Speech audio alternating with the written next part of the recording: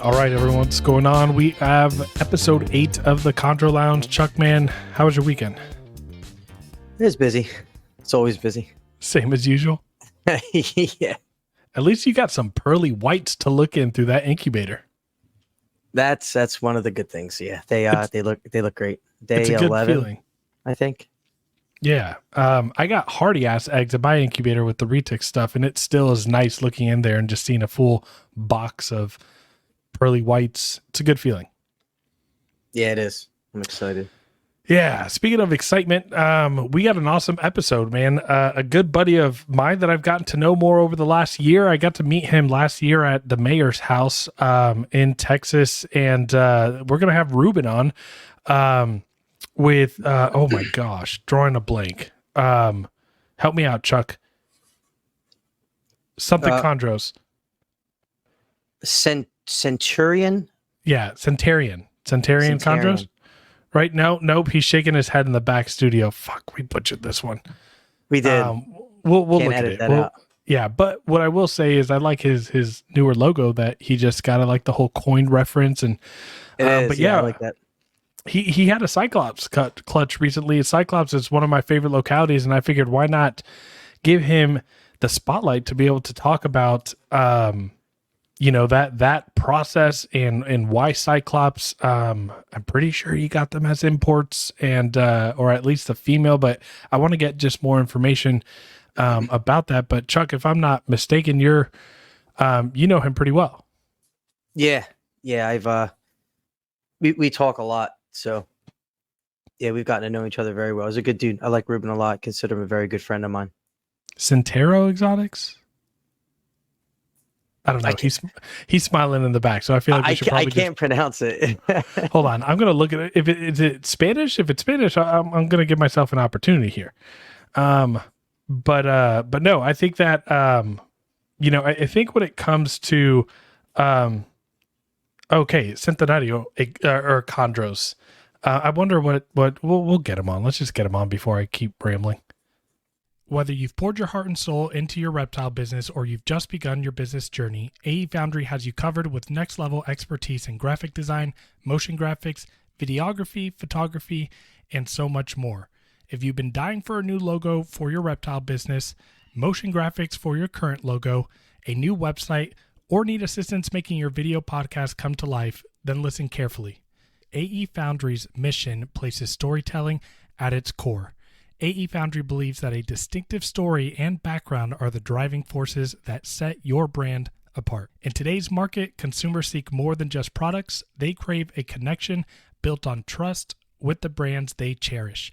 AE Foundry is committed to empowering small businesses and fostering authenticity that resonates with their consumers. Reach out to them and let them help you craft a visual narrative that helps establish a genuine and lasting connection with your audience. To contact AE Foundry, email them at aromero@aefoundry.com or on Instagram @AE Foundry. Ruben, you're dying in the background. We got it on spot, the last one, Centenario. Yeah, Centenario. Okay. And if you go through the Spanish, it's Centenario, like the Lamborghini. Okay. All right. And is that kind of like the idea and everything behind it? Just a Lamborghini? Oh, no. It's based off the coin. It's okay. There's a coin in Mexico. It's called the Centenario coin. It's pure gold. I think it's 14.5 grams of pure gold. And it's valued in the bank in Mexico a lot. And it's kind of like buying a Rolex, but in Mexico, it just values itself and it goes up and it goes up. And it's kind of a family heirloom because my dad has a handful, all his brothers have some, my cousins have some, I have some of my own. And so it's kind of like a family thing. And it just kind of clicked one day with my dad. And he was like, you know what? He handed me my second one and it just kind of clicked. I was like, it's a C and a C. Centenario Chondros. I was like, that's it. Centenario. I was like, Right. perfect. Let's not let the public know too much about how many you have. Okay. Come on. Oh no, I mean, Come I here. don't wear them. It's just the pride You wanna say possession hi? type of thing. It's All a right, just family say hi. heirloom. Say hi. I'm sorry. Chuck's got his guard dog in the background He's crying and crying. whining.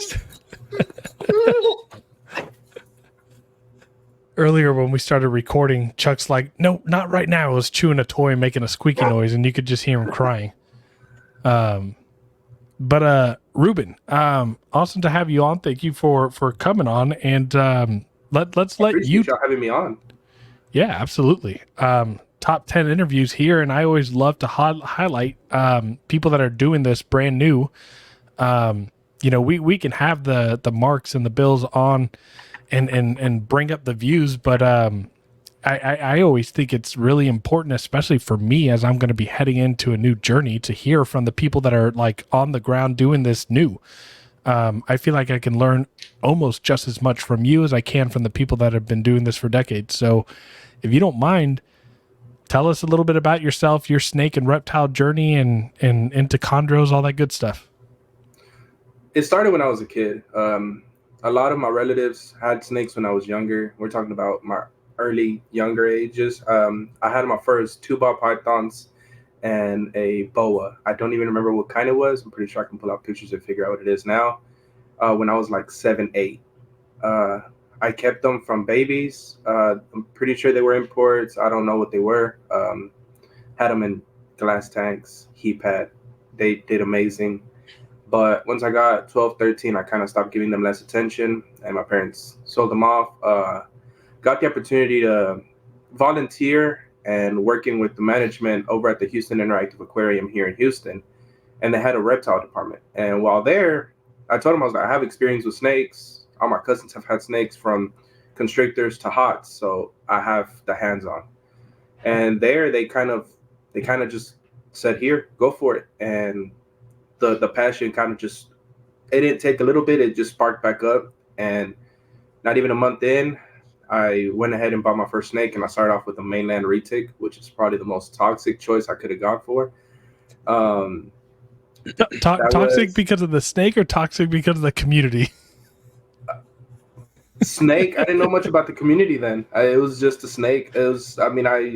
I had already handled 17, 18 footers at the aquarium. I had handled babies at the aquarium. So to me, I was like, if she gets big, I got it. I ain't got nothing to worry about. And I had adult money, which was my parents' worst mistake, is to give me the opportunity to get adult money, because after that, I was like, it's game over. I'm about to start buying some very crazy things.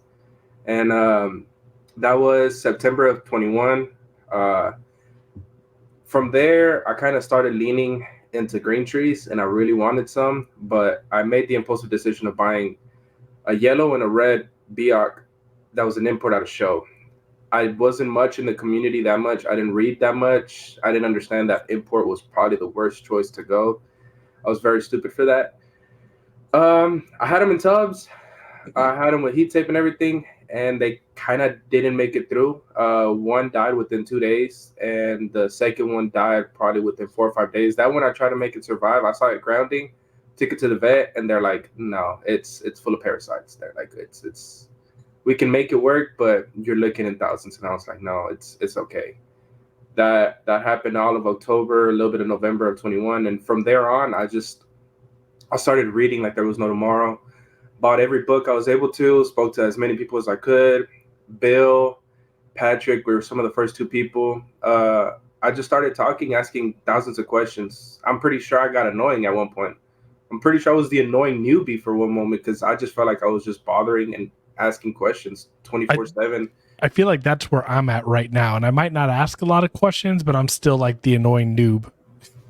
Yeah, I mean, I felt it, and it wasn't until June of 2022 where I had already been talking to Lupe from Space City Chondros. Back in the day was GSJ Chondros.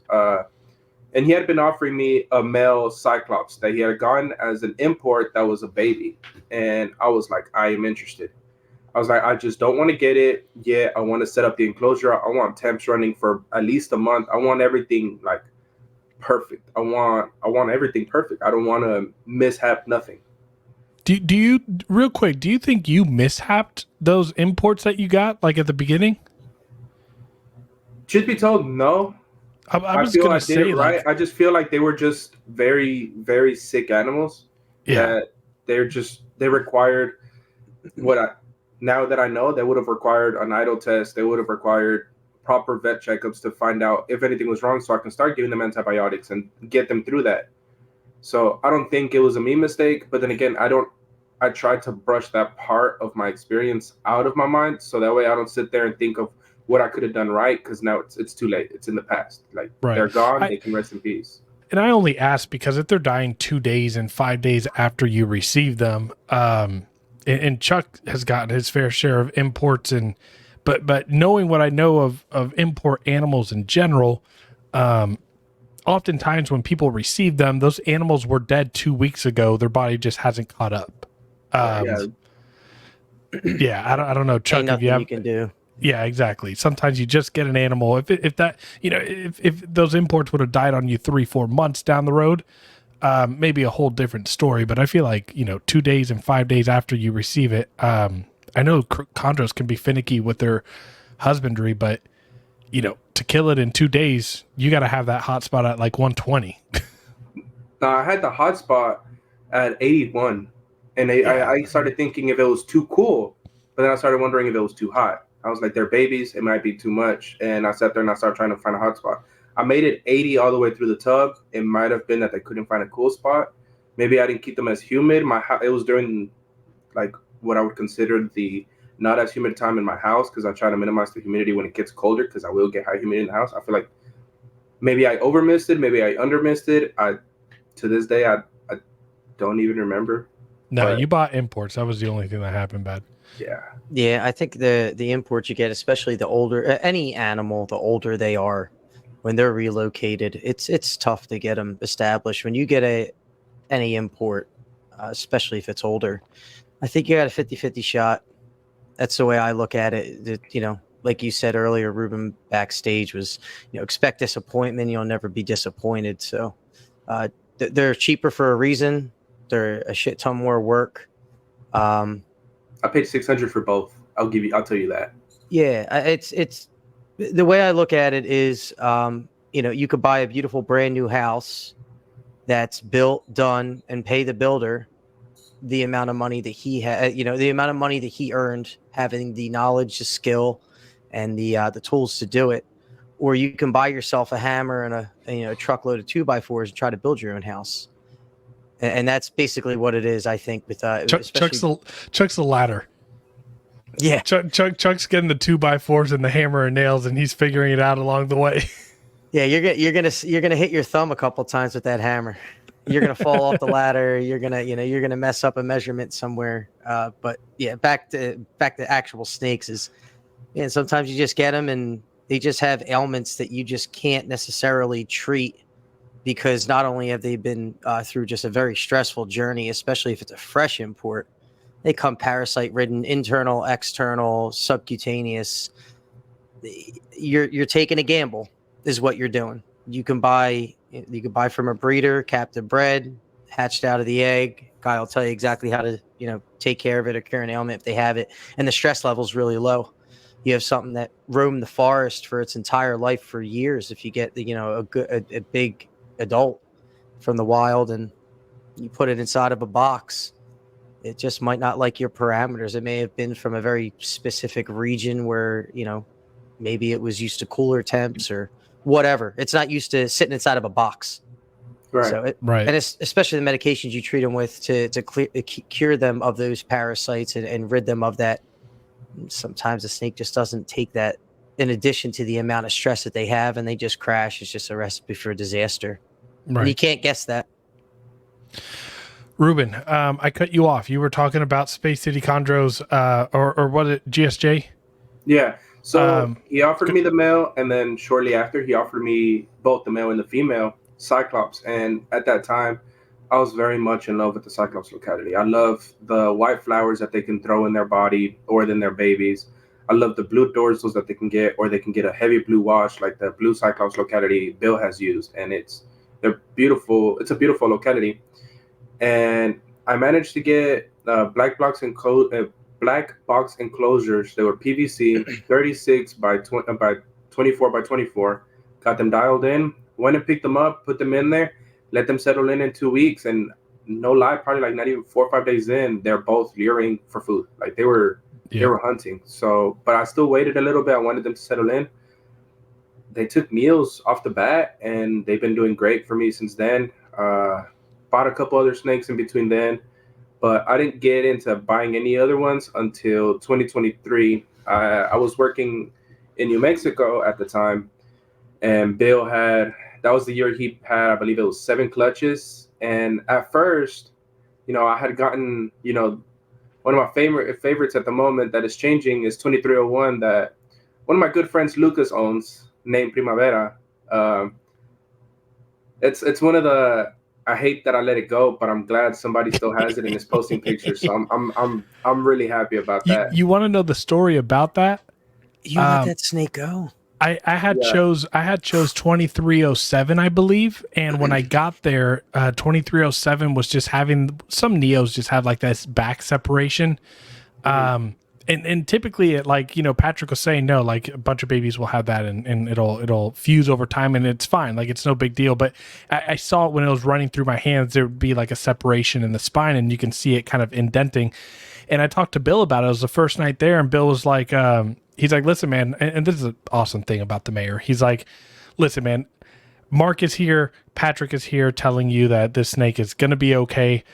He's like, but this is your first chondro experience. I don't want you walking out of here with this being your first chondro. And so there was 3 options from that first clutch.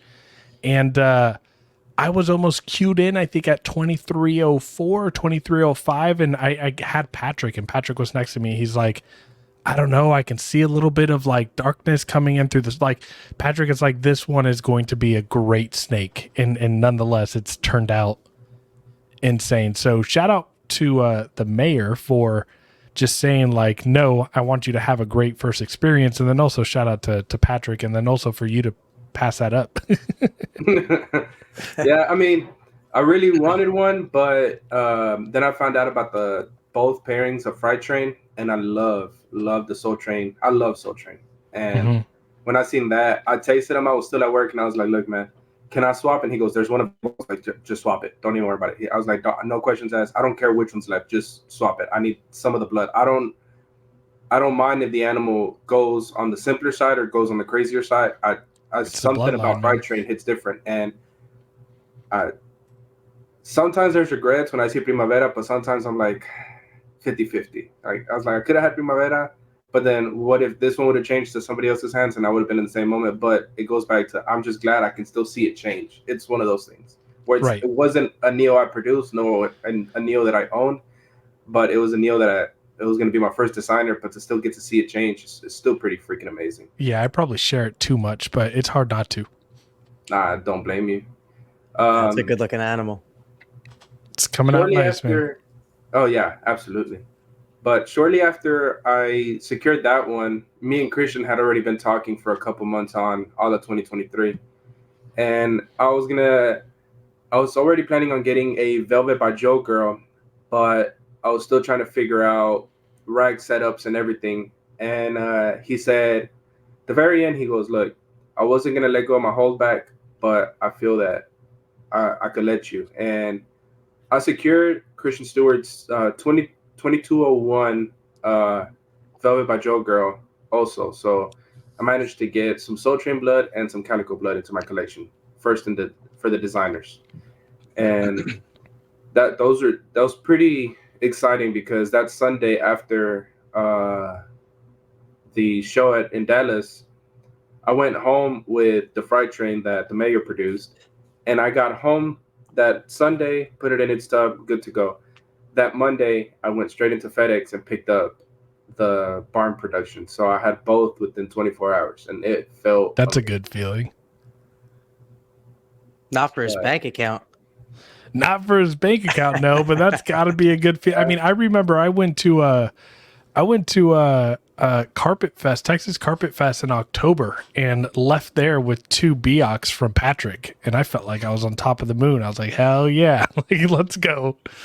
Now I had to have my family slow me down because on Sunday at NARBC, Patrick was like, "I got two more in the truck. I mean, you kind of just tell me which one you want." And I was like, "Stop! I swear I will go pull out the rest of the cash I got left over that I was gonna spend, and I'll do it." And he goes, "Hey man, look, it's just if you want to, I'm just letting you know I got two available." And I still feel bad to this day because I feel like a window shopper with Patrick, and Patrick produces such beautiful snakes.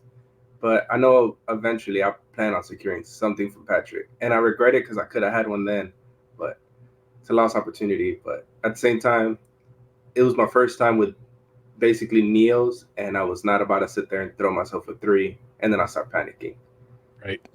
Right. I did the same thing with Steven with that clutch that you got a baby from that is amazing. I love But that child. I I always love that child. I always remind myself, and I don't know if you guys feel the same way with, breeders that are producing nice stuff, but you pass up on an animal, and I always just tell myself, those breeders, their best is yet to come. Right? Like I got plenty more opportunity. There no breeder is ever going to produce their best stuff 5 years ago. They're going to continue to build and make better stuff. So I always look at it as an opportunity. You know, it's crazy. I can't relate. Yeah, because you just go for blue stripes. Every single animal I have is undocumented. Yeah, and that's awesome. I'm taking I just respect it. I love it. I Oh, me love too. your collection. I've told you all the time. thanks, bro. I'm taking trash and turning it into treasure right now. Exactly. I think there's something to be said though, but I mean, you know how I feel about the locality stuff. I decided to get the expensive stuff out of the way first and go the designer route, but I plan to have I would like to have as vast of a locality collection as possible. That's how I am with the retics. Every locality I plan to breed, and I'm going to try to accomplish the same thing with chondros. But jumping into the locality stuff, Ruben, Cyclops. So you mentioned the blue hues, you mentioned all of that stuff. You got these animals, and they were already caught alluring for you on like day 3 to day 5. What was the rest of that experience like as you started to acclimate them? Honestly, it was all a great experience. I did have a moment where I'm pretty confident that my female was building follicles because she went off feed. She just did not eat, and that was at the very beginning of 2023. She went off feed for about 2 months and a half, and it was just she was resisting the meal just the same way she did whenever she built follicles for this clutch. So I'm very confident because I documented everything and I kept track of it, and I was like, no, I went back on the notes after I had this clutch, and I was like, she built follicles, but I did not feel 100% ready to pair them. The male was 3 or 4 years old then. She was already 6. She's turning 8, and he just turned 5. So now they're a lot older, but they did great. My only moments where I kind of freaked out was whenever I would have to move them. I'm in a 2-story house, so I had them initially in the entryway of my house, kind of like the office area. But then I cleared out one full bedroom that I had just a bunch of mess in. I cleared it out, disinfected the whole thing, vacuumed up, like it was just clean, and I moved all the enclosures in here. And the first 2 initial meals, they were just like, no, I'm okay. I appreciate it though. And they were just not having it. And the third meal, I said, you know what? I'm going to thaw it out. If they don't take it, I'm going to just leave them alone. Before I even walked upstairs with the meals, I walked upstairs just to check on water, just so I can see if I needed to go ahead and grab dishes, because I have spare dishes. I was going to just swap them out. And I see them both with their head poking out looking for a meal. So I got excited. I just ran downstairs, grabbed the 2 rats, and I offered it to them, and it was smooth as day. And from there, they went back to normal. And they were in the black box cages. Ironically enough, I guess moving from one floor to the other bothered them, but when I moved them from their black box to the focus cube cages, it's like nothing ever happened. Okay, fair. I'm curious, we're going to get into your recent Cyclops clutch, and the ups and the downs associated with all that. But before we even jump into that, as we do with all of our guests that we have on, I'm curious, like, what are your husbandry parameters? How are you keeping your animals? Not breeding, so to say, right now. We'll get into that a little bit because I kind of want to hear, how I want you to walk us through the whole pairing process of the Cyclops clutch. But what are your current husbandry parameters? What are you doing? Number one, I will give the man Christian Stewart props because he told me to get this one, and me and Chuck talked about it 24/7 until he decided to spend $1.5 million on his legendary thermo. Yo, I swear, I'm sorry. I have to bring it up because I swear Chuck this makes comes it up to this every day. episode, and I love that this comes up No, I every did it on purpose. episode. I was waiting for you to ask me because I swear Chuck called me like a damn child, and I loved it because I swear that's when I realized like our friendship was peak because this man calls me. He's like, bro, look at this, and I'm like, what? I'm in the middle of work. I'm inside of the refinery. I'm in a unit, and I answer this man's video call, and I just see him pointing the gun into the cage, and I was like, yo, that's sick. I want one of those. And then he sends me the link, and I was like, nah, never mind. I don't want one of those. I'm Dude, okay. the same thing with me. He told me, he's like, it's kind of pricey. I was thinking like $200, but nope. Man, that is so on point. That is, I don't understand why you guys bust my. Nah, mind. it's badass. Chuck, it's goals right there, man. But I can imagine that first time he's showing you, it's probably like he got X-ray vision and is looking at people like butt naked, like he's just like happy to see. Oh man. I mean, it's badass. It was just whenever he sent it to me, I was like, dude, I don't mind having two of them. I don't. And then he sent me the link, and I was like, you know what? I only need one. Never mind. I'm okay. No, I appreciate it though. Badass. No, At least one of us has it. I'll take my E-Tech City, $20 on Amazon. But I'll tell you this though, Chuck. I made a commitment to myself with the clutch that I have in the incubator right now. The first $500 I get from that clutch, I'm getting one. It's the best investment I've ever made. I just used it. If I get one, I'm literally gonna try to very carefully scratch out the name on it and just put Chill Chondros Production. It's just gonna be branded just Chill Chondros. Yep. I just used it. I just used it for real estate. I don't do retail. I do the foreclosure stuff. But Jill's friend asked me to do a retail sale for her. I'll sell her house, and she wants me to buy a house for her. But she didn't know if this wall was load bearing. I'll make it quick because it's not snake related. She didn't know if this wall was load bearing. So we went to go. I showed the house, and I brought that, and I started shooting it into the ceiling, and I was able to see the AC ducts going through the rafters. And I was like, oh, look, that's the way the AC is running, because you can see the blue lines through the drywall. And we found out that it was not a load-bearing wall because you could see through walls with this thermal imaging camera. What makes this? I mean, multi-purpose. You gotta love it. It makes the investment 10 times better. What makes this better? What makes this better about me giving Chuck crap for this is the fact that I just pictured this guy carrying this thing in his pocket all the time, and and he's just like, oh, you got a fever? Hold up. Yeah, just use it for everything. I love that thing. Oh my god. Oh man. At least you're getting your money's worth, and you're able to use it for real estate as well. But all right. He recommended it for me. I use the brand as a Fluke, and I use Flukes at work 24/7. That's all we use at work. My nails are kept roughly about 86 degrees on the hot side, but I have 78 on the cool side. I have a Herpostat 2. It's controlling my upper rack, and then my Cambro 6, the Cambro rack that I got from Focus Speed. That's perfect. They're but perfect. The temperatures for they don't have a night drop, and neither do my yearlings / subadults. My adults have a temp drop. They have roughly about 83 to 84 degrees on the hot side. I'm trying to make this room a little bit more consistent on the temperature, which is why I say 83 to 84, because it will range throughout the day when I check it. And the cool side is about 78 to 79. They have a 4-degree temp drop year round. Obviously, whenever I'm pairing, it's going to be a lot different. Okay, so you do adjust temperatures at night when you're pairing. Yeah. Okay, I haven't. And what are your temperatures when? What are your temperatures not during pairing for the adults? Like you say, 83, 84 on the hot side. My herpostat is obviously set different. I sit there and I adjust the temperature on the herpostat until I can read 83, 84. Is it different at night? Not during breeding season, but is it just year round?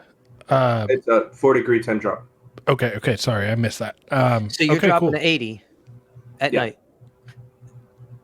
So that's what my ambient is right now. 84 during day, 80 at night. Wow, dude, yeah, because my ambient's 70 to 72 in my room.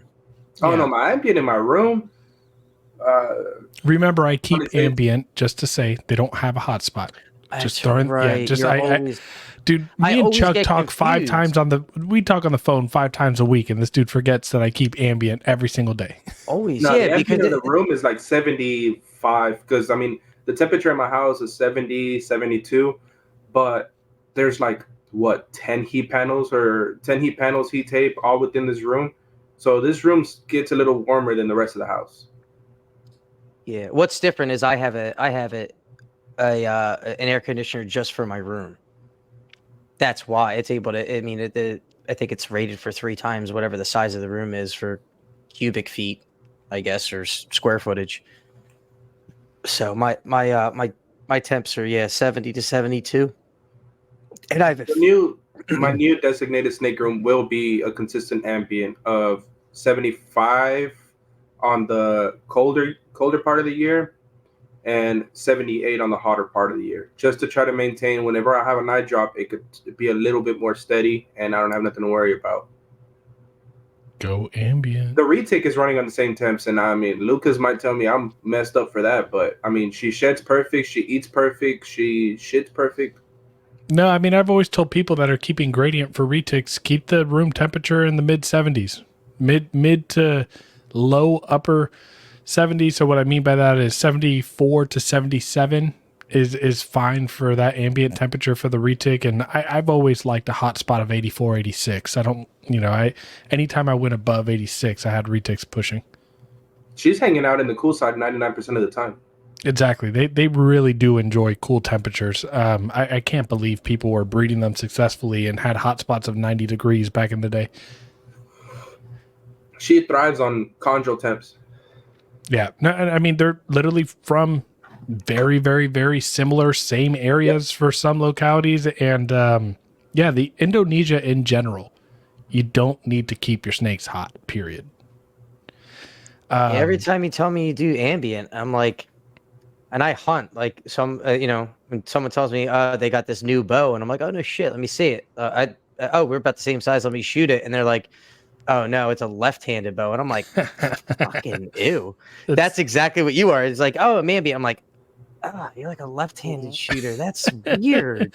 It works. Some people where they do ambient and their AC is set up to where it does a 4-degree drop at the end of the night. So they do ambient. But again, they don't have a cool spot during the day. But in reality, in the wild, a snake will have a cooler spot if it changes different heights and elevation. But if it decides to stay in one single spot the whole day, and at night go to a cooler spot, then it's logical to have a night drop with ambient.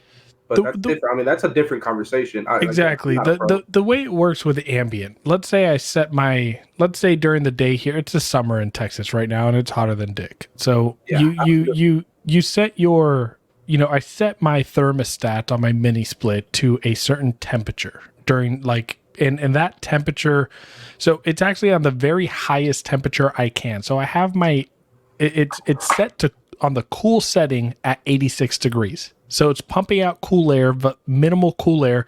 Because my garage, I re-insulated the entire thing to be bulletproof.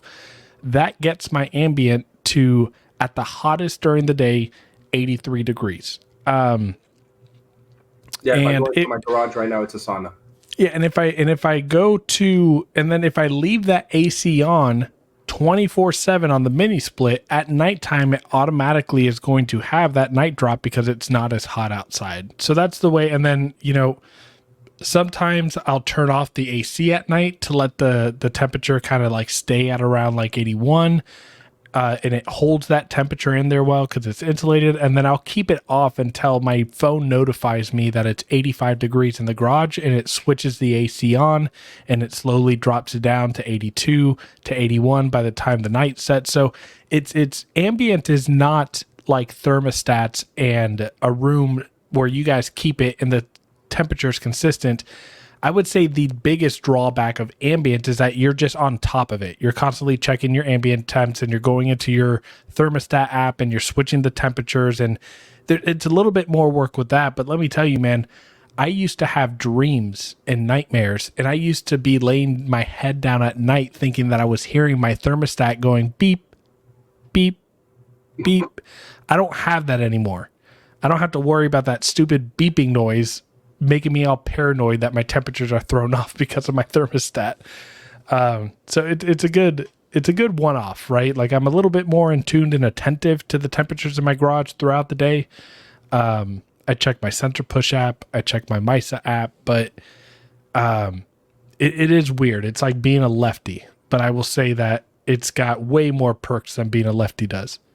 I'm definitely not like hating.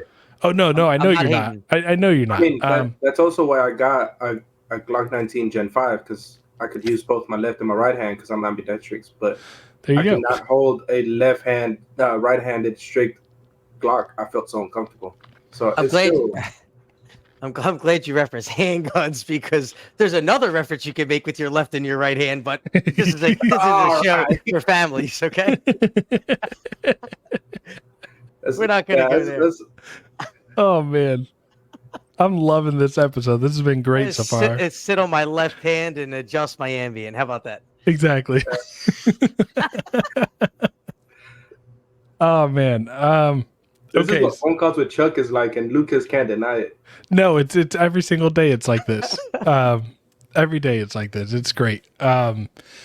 So, all right, back to your husbandry aspect. So 83, 84, and then with the adults, you're doing a like 3-4 degrees night drop. With the younger kiddos, you're not doing any nighttime drop. And I might incorporate it later on, but that's whenever I have a lot more racks, and it's a little bit more of a peace of mind. But I won't do that until I have the other snake room. And the other snake room, it won't be ready until probably the end of next year, because it's a full house extension. Right. I'm curious, take us into your feeding methods outside of breeding season, and then we'll start to go on into your breeding stuff. But let's talk about what does feeding regimen look like throughout the the life development ages of the chondros that you keep. So the neos, whenever I first got them, whenever they were first born, I obviously gave them about 2 or 3 weeks to settle in, and I still gave them about a week after they shed to start feeding trials. And after they all started eating, they're on every 5 days, except I have some that are now getting on the bigger side. And them two, they're on every 6 days, which isn't much of a difference. But, I mean, I come up into this room 24/7. So me coming up here with 2 large pinkies one day and not the next day doesn't make much of a difference. I have the Husbandry Pro app, so it gives me reminders. I have a calendar upstairs, 2 calendars downstairs. I have reminders on my phone. I'm very OCD on making sure that I am on top of everything, because if not, I will panic. I have to make sure everything is on point. One bad experience was enough to make sure that the rest of my lifetime of husbandry is on point, and if I can make it better, I will shoot to make it better. I feel like it's like the field of work I work in. You may think you know everything, and then before you know it, things change. So you're always going to be learning. Yeah, welcome to green trees. Right, or snakes in general. I feel like if you feel like you're complacent and think you know everything, like, you know, you miss a lot of opportunity of growth. And that's one thing that I think. You know, I was going to say this earlier and then I didn't, and I was like, maybe I'll say it at the end, but I'll say it now. It's one thing I appreciate about Chuck. Chuck hasn't been doing this long at all. He just had his 3rd clutch that he's incubating right now. But I haven't been doing retics long in the grand scheme of things too. But I think what I can appreciate about the way that Chuck is doing things and the way that I did things with retics is that length of time does not equal knowing. It doesn't equal expertise. It doesn't. It's, in my opinion, it's more so a number of animals and a number of troubleshooting that you encounter. And because Chuck has gotten a Don't be fat. hit a soft spot there. Sorry. Yeah, because Chuck messes with imports and he's in a rural area in New Jersey and doesn't have access to a vet. Chuck is treating. Chuck is injecting. Chuck is quarantining. Chuck is doing so much more than most people do 3 years into their chondro experience. And Chuck is also one of those freaks that is building a lay box with a camera built in with his X-ray vision temp gun, like he's not satisfied with the status quo. And I don't want to interrupt you on that one, but have y'all seen the picture that Sal from Cryptic Chondros just posted of the lay box he made? Oh yeah, badass. Yeah, but yeah. Oh, trust me, I talk to Sal quite often about that. Yeah, that's a pretty badass lay box. it's a very nice lay box. So my point of that being is do it the Chuck way and never be satisfied with the way of doing things and always try to innovate and expand and learn more, right? Anyways, there's my tangent for the episode. Well, number one, thank you for the compliment. But number two, I guess it's like always have anxiety. You don't have it. Like, always lose sleep. You don't have it. You don't have it. Something's going to go wrong. And me and Luke is over here trying to push away the anxiety, and you want us to make sure we don't. Come on now. No, because if you have the anxiety, you will always have attention to detail. And that's the only thing these snakes need. That's it. There's a certain type of person that's built for this. That's it. Nobody has it just figured out. I talk to Pat, I talk to Socrates all the time about my issues. Like, I have people calling me asking for help. And in the back of my mind, I just doubt myself. And I go through my notes and I have a panic attack just researching everything that I just told that person and asked for help. I'm like, damn, did I give them all the best information possible? Because I don't know what the fuck I'm doing. That's what I just keep on saying to myself. And if you say that to yourself and you stay humble, you will always be successful because you'll never, ever be complacent. The minute you think you got it, you don't. Yep. That's just me. That's the definition of success is feeling like you've lost every single day. Yeah. It's always being hungry for more, right? Yeah. I mean, when I first started, Patrick and the mayor always told me, dude, just ask questions. Because if you don't ask questions and you feel you got it and you run into a hiccup, you could have just, it's the one thing we learned since we were kids. There's no stupid questions because you might still learn something from it one way or another. I mean, you got to ask. Yeah, exactly. 100%. So feeding your adults, your juveniles. Sorry if I also cut somewhere off along the lines and we're nowhere near a path anymore. That's what happens when you record late. But how often are you feeding your adults and your juveniles? Do you have like a set number of days? Are you pretty regimented with feeding? You said Husbandry Pro gives you reminders, but I guess for your adult breeder size animals, how often and what are you feeding them? Are you like a mouse only? Do you do rats and mice? Do you do solely rats? I do rats on the adults. I do mice on everybody on the smaller side. I am planning on switching to African soft furs for everybody and everything.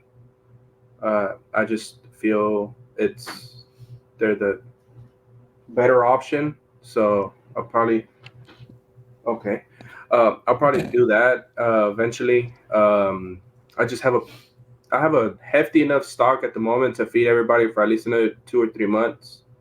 I keep about a 4-month stock of my feeders just in case of emergencies. Something happens, somebody can't ship or deliver. I just want to make sure I'm good. And then not just that, there's still friends here in the local area that require feeders. My adults, my female, she eats every 3 weeks. She eats a small rat. And my male Cyclops, the adult, he eats every 2 weeks. He eats a winging rat. But when it comes to my juveniles, the Calico is going on 2 years old, but it still eats weekly, and it eats small mice. And if you want me to be exact, it eats between 13 to 14 and a half grams small mice. And then uh, the mayor production, it eats also every week. It eats about 10 to 12 gram small mice. Technically, it's a fuzzy at that point. Just depends on the size. And then the one I got from Steven also eats weekly, and that one eats fuzzies. Okay. Yeah. Yeah. I'm a component on feeding more frequently at younger ages and spacing them out. Yeah, I eat weekly. If they deny wanting to eat, which these are abusive eaters. These, I feel like if I offered them a meal every 2 days, they would eat it. Dude, They're always same. rated for a meal. But the only times I do see them where they're just like not for it, it's always when they're in shed. It's always when they're in shed. Once they're in shed, they will reject it. I both write it down and I also put it in the Husbandry Pro app that they're in shed. And next thing I know, I will see them go into blue, and I know that they're good. I give them about 2 or 3 days after their shed for both pictures and then also to offer them their meal right after their shed. Right. Clean pictures and feed them. Yeah. You got to have that day, right? Yeah, because I mean, I've realized a lot that right after they shed, a lot of people will try to get a picture, but I'll take them outside roughly about 5 or 6 hours after they shed, and they look good. But those 2 or 3 days after the new skin has settled in, you will see a lot prettier colors that did not see right after that shed came off. So I'll take the opportunity to offer them a meal and plus see any possible changes, because you can never know with these damn chondros if something's different or not. Dude, dude, you got What a the chondro heck? just. What is going on? Is that a chondro? Is that your retic? No, it's the ball python. He decides to act like a green tree, I guess, because his neighbor is a green tree, and he'll try to climb on top of the light and perch on top of it. And I'm not even lying to you. I've caught him in there. He'll manage to unclip it from the clips and literally perch on it and just sit there until the morning. That's odd. But I have shop lights in other enclosures. I decided it would be the right way. I swapped over. I just got them today. I got the lights from Reptile Basics because they're just sit in the corner and they're going to be a lot better. And this man will stop trying to act like he's a chondro. Right. Watch those clips, bro, and those little tiny screws shear. You gotta drill pilot holes for those. Oh yeah, absolutely. Yeah, because they will crack the like little areas if you don't. Or at least in my experience, that's happened. But I do agree; those type of lights are they're money. They're easy. They're flush. They sit nice. And They're cheap, and you put them in the corner, and it angles perfectly, and it lights and illuminates the entire enclosure. That's what I have in all of mine. And they're I tried to go the cheaper route. The shop lights. It was a 6-pack for $40 on Amazon. Oh shit! It came with all the wires and everything, and you can run them in series. But I realized that was the mistake because the minute he perches on it and he pulls enough weight, if he disconnects one side, he's the first cage in the series. So once he disconnects one light, his light, that disconnects all the lights. If he disconnects from one side, all lights are done. If he disconnects from the opposing side, he's still on, but everybody else is turned off. And I didn't enjoy that anymore. He's a big dude now, so I got these lights in today, and I'm about to spend probably the next 48 hours removing lights. Well, I'm gonna go ahead and deep clean most of the enclosures as well. It's a labor of passion, man. Oh, absolutely! I thrive from it. I love it. It makes me happy. I'll bring a speaker in here. I'll play music. I'm just chilling. I have a drink in my hand. It's a great time, and everybody's like, "Dude, that sounds so boring," and I'm like, "It's boring if you don't like it. It's enjoying if you love it." I cuss at myself, and again, I keep mostly retakes. I cuss at myself every single time that I'm in there and I'm cleaning shit and I'm cleaning piss and having to install new things but at the end of the day, it's something you gotta love if you're gonna keep a lot of animals. If you don't love it, you're gonna end up burning out real quick. I mean, I am a little upset I didn't just get those lights in the first place with Focus Cube. And Ashley and Steven said, "Hey, you can opt out for it," and I did, but I'm glad I opted out for just these cages because it gives me something to do. But on the next cages, I'm just gonna opt in for those lights, and I don't have to worry about anything anymore. Yeah. Oh, give me 1 second. I'll be right back. Chuck.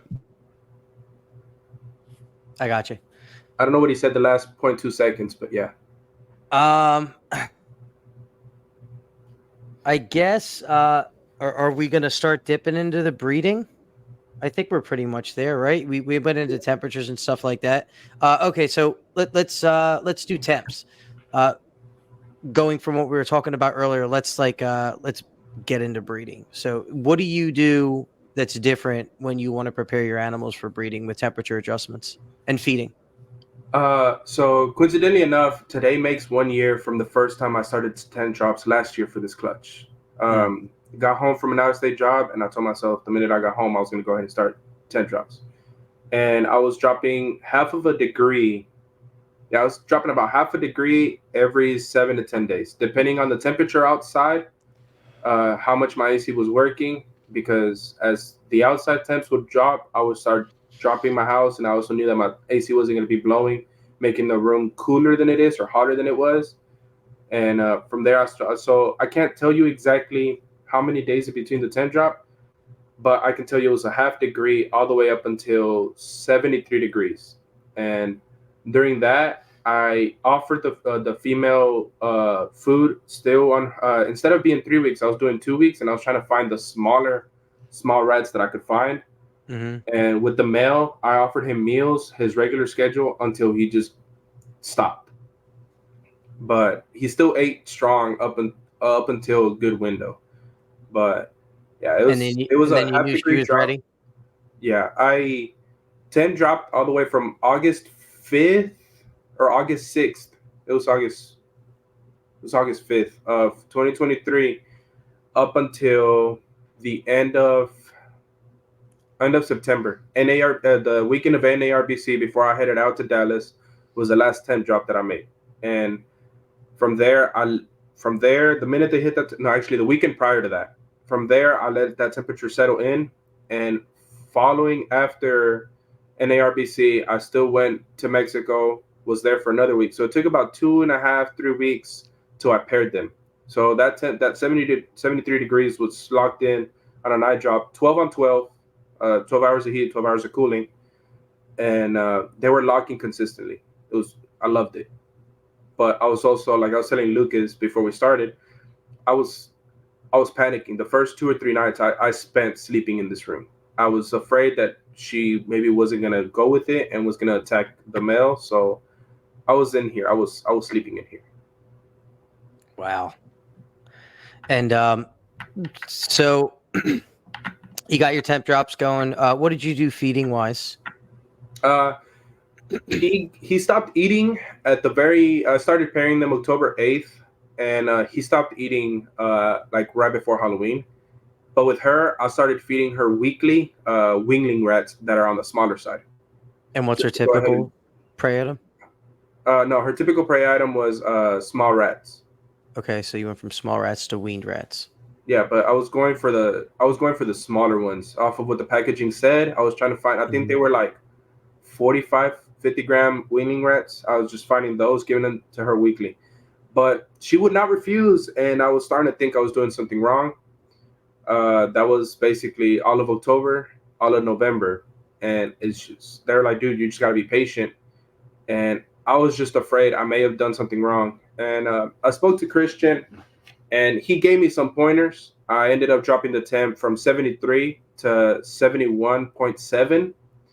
And I switched it from 12:12 to 14:10. So it was 14 hours of cooling and 10 hours of heat.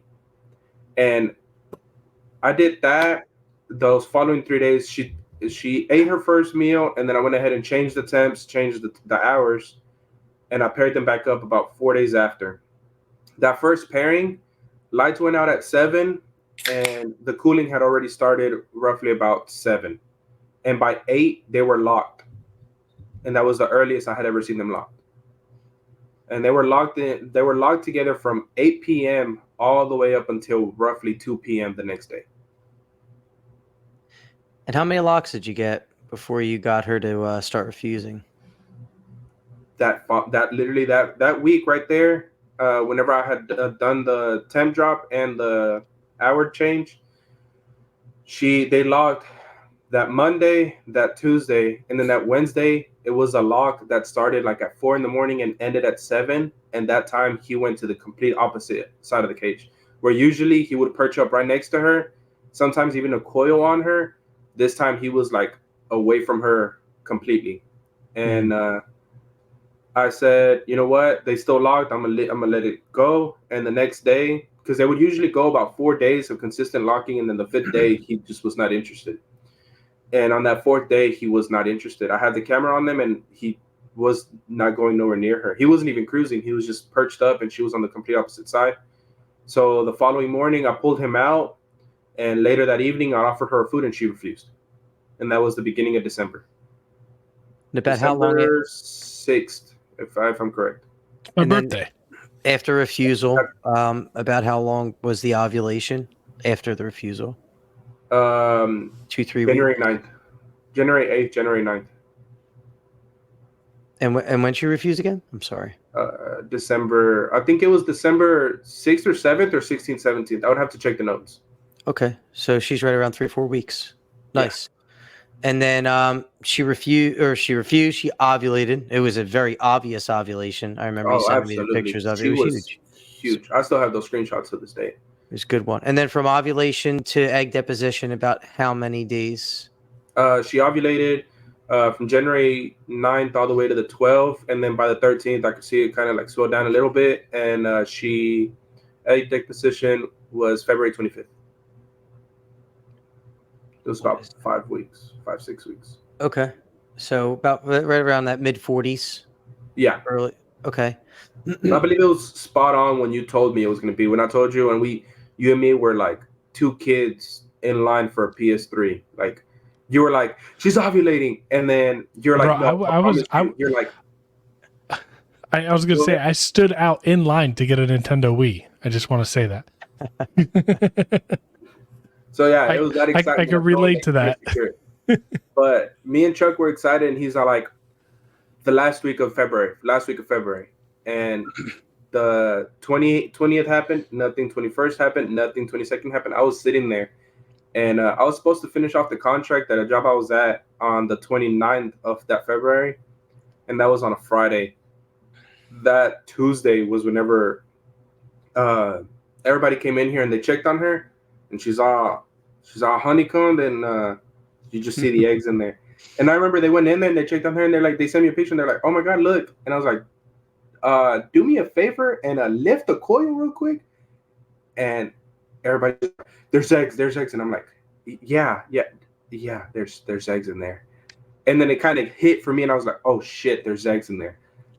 And I remember that instant. I was at work. I was working a 16-hour shift. I remember calling Chuck, and I was like, bro, I am not home. I need you to walk them through this whole moment of removing the eggs and removing her off.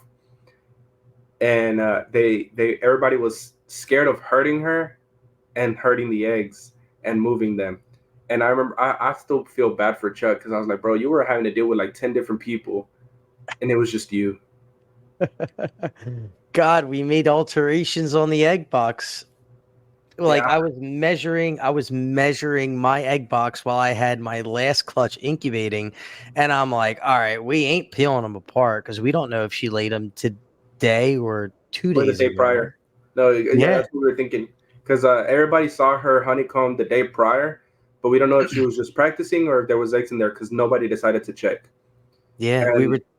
The day that they pulled them, she could have laid them that day, but everybody was too afraid of just sitting there and carefully separating them, because I was like, listen, man, that's a nerve-wracking situation to be in, especially with those tiny eggs.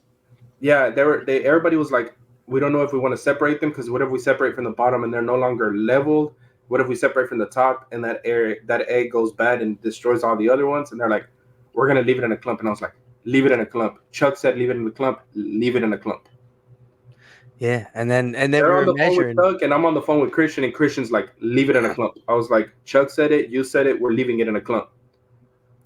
We cut the legs. I made them cut the legs because I was measuring. I was opening my incubator, taking a measurement, and closing the incubator real quick. I'm like, all right, because he had the exact same egg box I had. Yeah. So we were figuring out, and I'm like, all right, you guys got to get an approximate measurement on the clump. Like, I need to know. We need to clear the lid, because if you guys go to put it in, you put the lid on, it touches the eggs, we are screwed royally.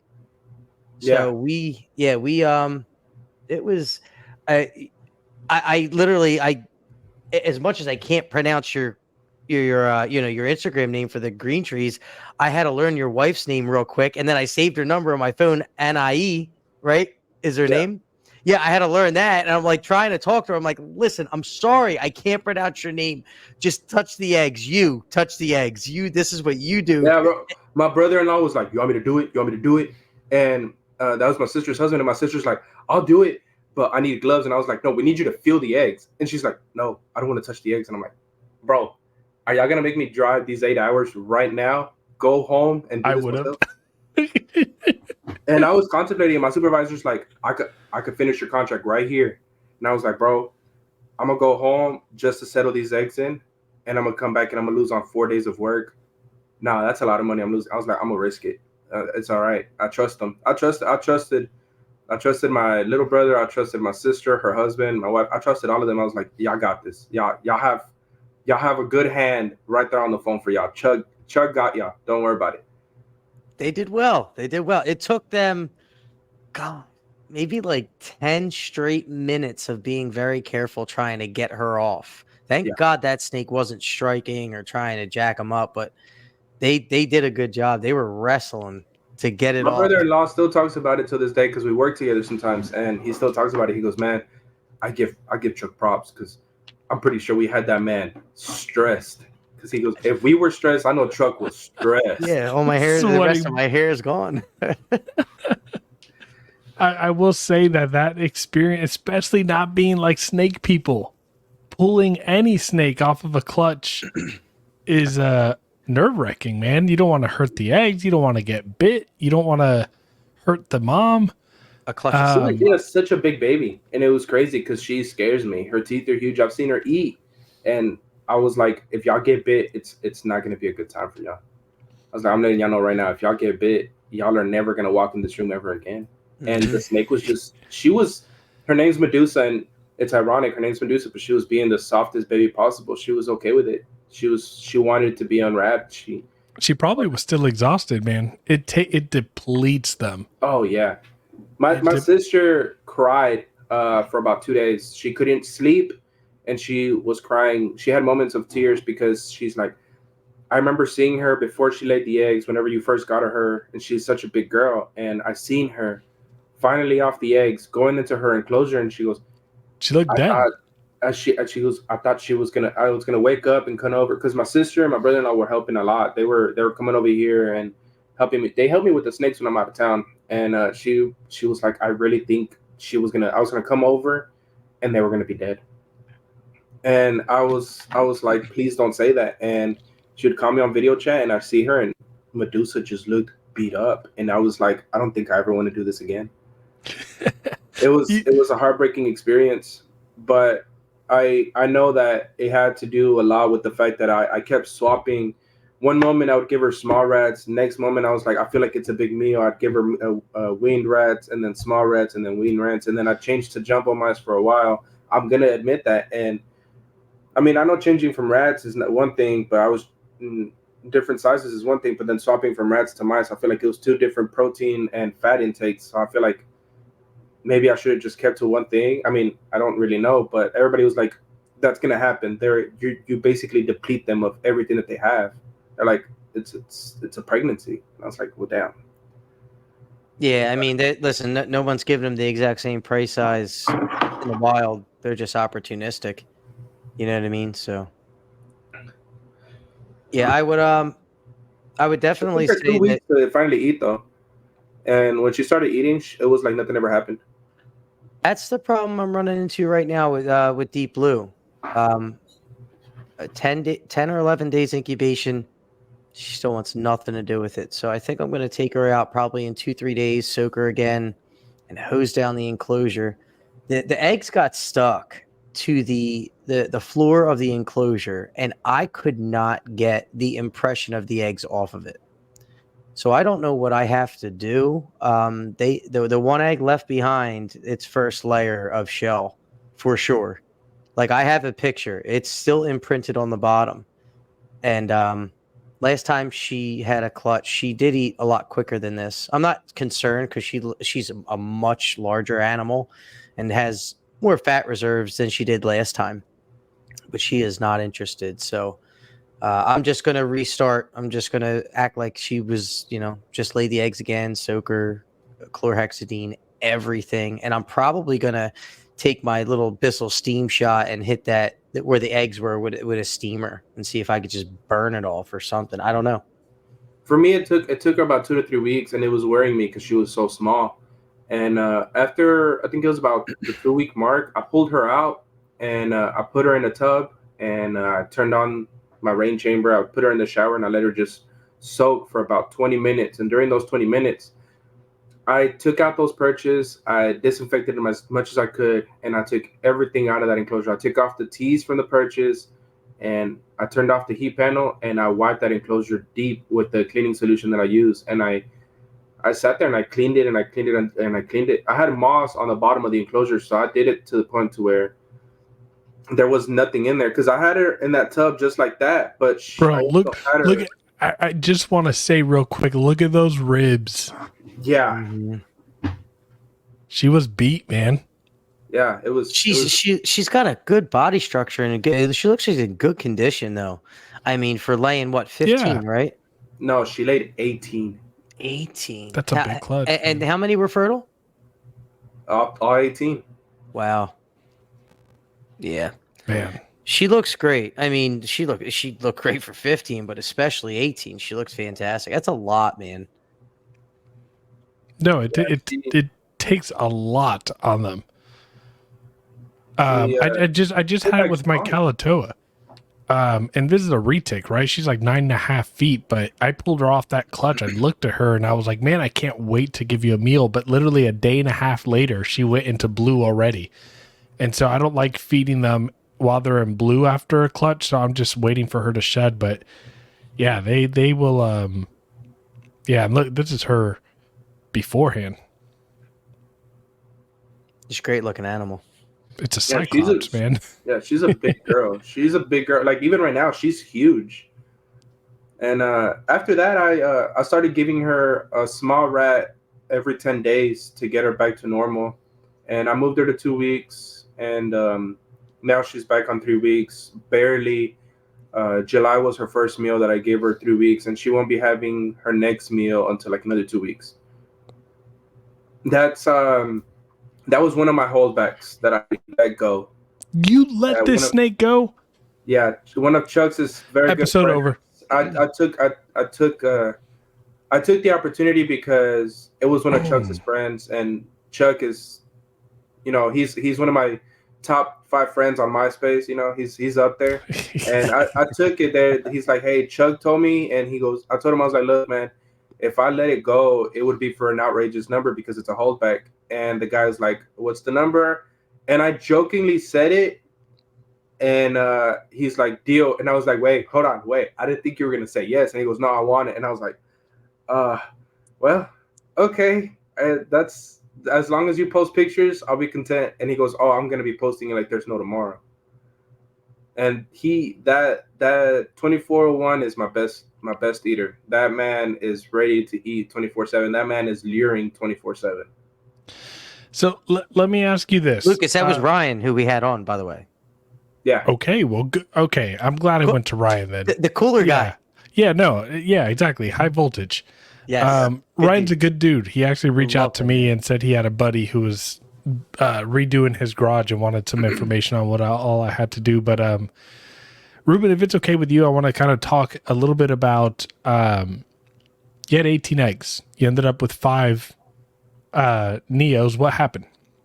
3 of them. I had one. We talked a little backstage about this, and it was kind of heavy on you, and I kind of wanted you to go into it. I still don't know what happened, but yeah. So take us into that. Chuck was there through that whole ending process. This was literally day 48, 49, and 50. This was the end of the line. This was we're done. And by then, I had already had 2 eggs start molding really bad, and I managed. They were actually separating on their own while they were molding. They were separating. Mhm. So I put them on I peeled them off and I put them on opposing sides of the tub, and the rest of the clutch kept going well. Those eggs ended up molding really bad. I took them out and I replaced the grating that was under it because I just didn't want any possible spores from the mold ending up on there. So I just replaced the grate real quick, and they still kept going good. And then I had one that had a window on it that was amazing all the way through. And then at the very end of the line, it just decided to mold as well.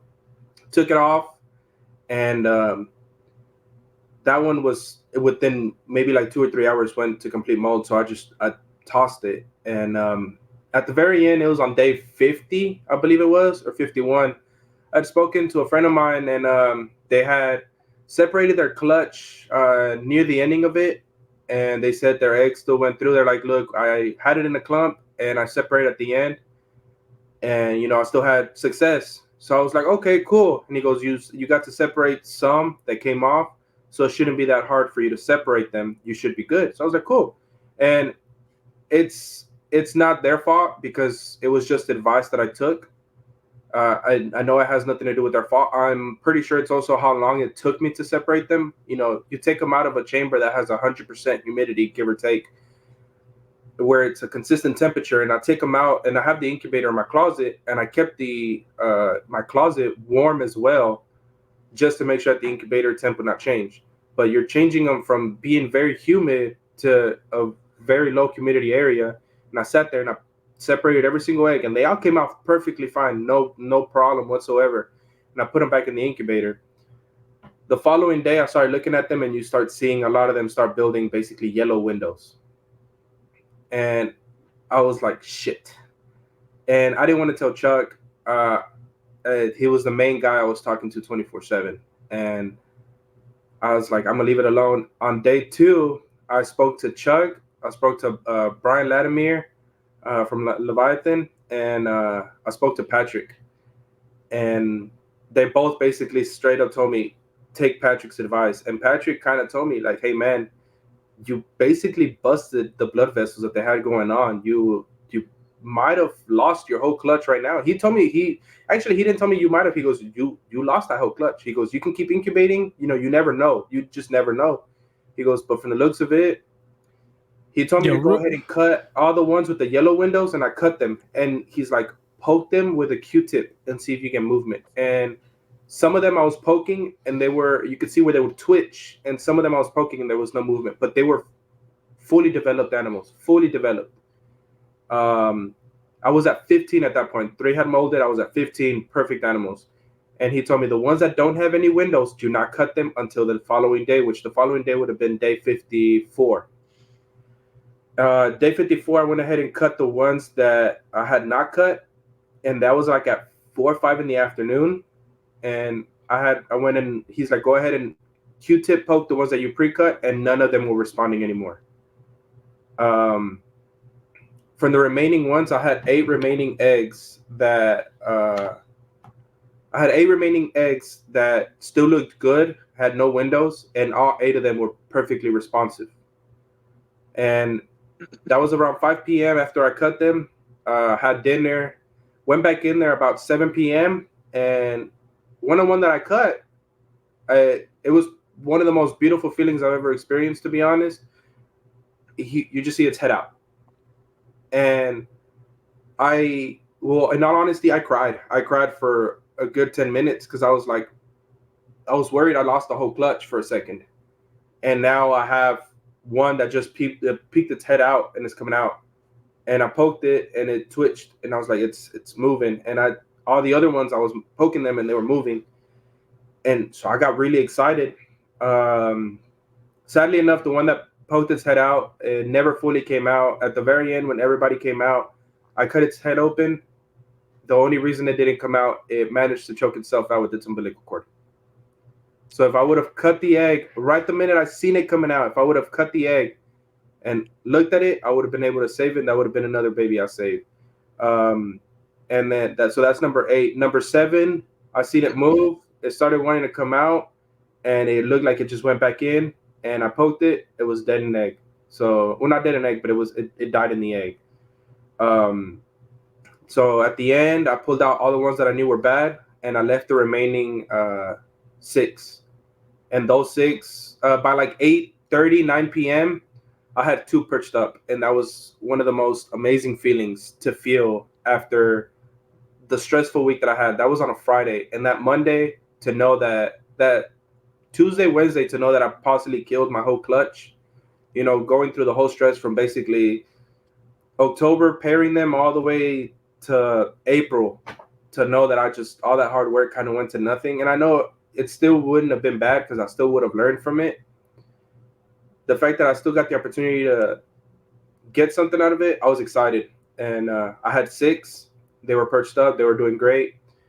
I had a spare tub, pulled them out with that perch that had all the perlite, put them on the wet towel, and just the lid from the little containers that I use as water bowls with water. And I put them in that perch, and I left them in there for about another week or so. I dropped the temps down to 84, so the incubator was sitting around 84 degrees. And I let them basically hang out in there. And they were all doing amazing. Every day, I would just turn on the light, wipe the humidity, and look at them. I wouldn't pull out the tub anymore. And all 6 of them were always moving spots. So I knew that they were all good. But what I like to call moving days, when I moved them into their 6-quart tubs, I went and opened the tub to pull them out. And there was one that was just very awkwardly perching.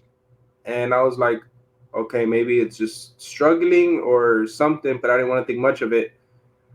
Went ahead and I started grabbing one, put it in its tub, grabbed the next one. And by the time I had grabbed the third one, that one was just laying on the floor, completely unresponsive. And it sucks because I have the picture of it, and that one had such a dark and thick dorsal. That one was beautiful.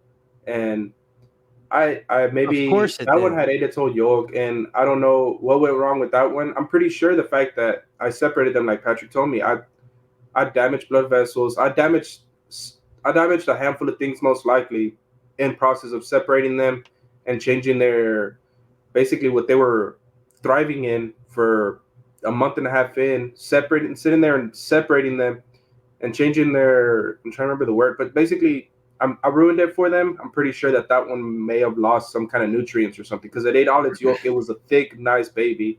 You could tell it was good, but I just feel like I hurt it in some kind of way. I have one of them. I called it Tiny, and it's 2405. I named it Tiny because I sent a picture to Christian, and he's like, dude, that looks like a super intense designer because it's super dark, but it's super damn tiny. And you could feed it a small pinky, and it looks like you just fed it a goddamn large rat. It's such a bulge. I switched it. I gave it one small pinky, and from there, I just switched it to cutting gizzards because it's still tiny to this day. It can barely handle a small pinky, but it eats, it strikes. Let me tell you, if it's striking at gizzards and it's eating those, you're probably doing it a better service than you are giving it a pinky. I'm just saying. Yeah. Oh, absolutely. I have nothing against that. I appreciate the mayor for basically giving me, and it was like 2 or 3 of us, a one-on-one the day that I picked up my Neo. He sat there and was going to go ahead and assist feed a Neo of his chicken gizzard. Got the one-on-one there, and that taught me enough to assist feed this one once a chicken gizzard, and then right after assist feeding it was just taking them. There's moments where it won't strike it, wrap it, and eat it. It's sometimes it'll strike it, wrap it, and they'll drop it, and I'll feed it 2 or 3 times, and it won't take it, so I'll just leave it alone. There's moments where this one has gone 2 weeks without eating, and then it eats, then doesn't eat, but I'm not gonna force it. It's such a tiny Neo. Everybody else on that rack is thriving, but I had it hurt because I went from 18 to the 15, but I know those 3, I feel like that was just natural selection. The fact that they molded up and they went, but the other 15, I know that I would have seen them through if I would have just left it in a damn clump. And I hold that against myself from now to the end. But it's something like you told me, like, you don't have to talk about it, but I'm going to talk about it because it's something that it's just word of advice that Patrick told me, if you're going to separate, either you separate at the beginning or you don't. It's easy as that. He told me on the phone, he goes, either you separate or you don't. And then Chuck told me, either you separate or you don't. Incubating in a clump is perfectly fine. They do A it. They do it in the handful, wild. maybe hundreds of the breeders that have been doing it for longer before I was born probably did it in clumps. Probably did it with separated eggs. I mean, it won't make any difference. They sit there and they, when they do maternal incubation, they don't sit there and separate every egg and just lay on them. So I know it's not any different. And I made the mistake of separating the eggs, and I'm 100% confident because it's just the truth. I ruined my clutch with that. But am I glad I did that? Absolutely not. But am I glad about the experience? Yes, because I learned from it. It's something For that sure. I know from here on out. I'm either going to separate at the beginning or I'm going to leave it in a clump. And not just that, I barely did it with these 5 neos. They have been a huge learning curve. And to have 15 of them, I probably would have been losing my brain. Being Dude. the first clutch I produced ever, not just in green trees, but just snakes in general, and I get handed 15 of them. Yeah, no. I have one friend, his name's Mike Marshall, and he has a handful. I believe he has 18 as well. And me and him talk every day, and he's always updating me. This one finally ate. This one finally shed. This one's finally taking this. This one finally, and I'm like, yeah, see, bro, I'm struggling with 5. You got a handful over there. I know I'm glad I got 5 that I'm getting the opportunity to learn from. Learning from 15 would have been great, but it's possibly just a blessing in disguise to just tell me that I needed to slow down and just learn from this first, so that way the future on I can handle it. Well, Right. yeah. I mean, thank you, by the way, for the kind words. But listen, if you're in this for the long term, and you do pay attention to detail, your mistakes are not mistakes. They're just learning experiences so that you can pass that along to the next person who asks you for help. And you can tell them, don't do this. Because guess what? Every single time I call Patrick, every single time I call Socrates, they both refer back to their mistakes that they made that are learning experiences. I just talked to Patrick. I think I just messaged him. I mean, I'm new. I'm a rookie. I am 100% a rookie. I'm not an expert, and I don't think I ever will be. And when people ask me for help, I just tell them, don't do this because you'll kill them. And that's just the nature of the beast. That's why you pick something so hard to breed. These are not easy. That's why there's only under 225 people that have ever been able to do it that are on the breeder's key, right? We're probably missing some, but that's the number that we have officially on record. It's just a learning experience. That's it. So I don't plan on doing this in the idea that I want to become rich. Like a lot of people see, like, oh my god, it's so much money. I get the enjoyment from these animals. I'm sorry, I'm laughing. I've been doing snakes long enough and breeding and selling to know that no one's getting rich off this shit. Nah, you want to be rich with chondros, and you want to make $1 million with chondros, you better start with 2 million. Yeah. Right. I do it for the fun of it. I thrive from it, from the feelings that they all give you. And again, Chuck, I don't mean to interrupt. It's just something that I just want to point it out there. Like, it's just for everybody to hear. If like both of y'all are saying, if you plan on retiring and just living off of chondros, you must be thinking this is the Marvel universe and you're in a completely different universe, because you're in the wrong one. I'm gonna tell you that right now. Agreed. 100%. You're in the wrong multiverse, man. Yeah, exactly. But let me. I want to share. First off, I always appreciate when people on a podcast are willing to say I messed up. And we're human, bro. We are. And I'll admit, my first 3 clutches of retakes, I did exactly what you did. Is in not in the same exact measure of like separating after the fact, but I worried. I always tried finicking.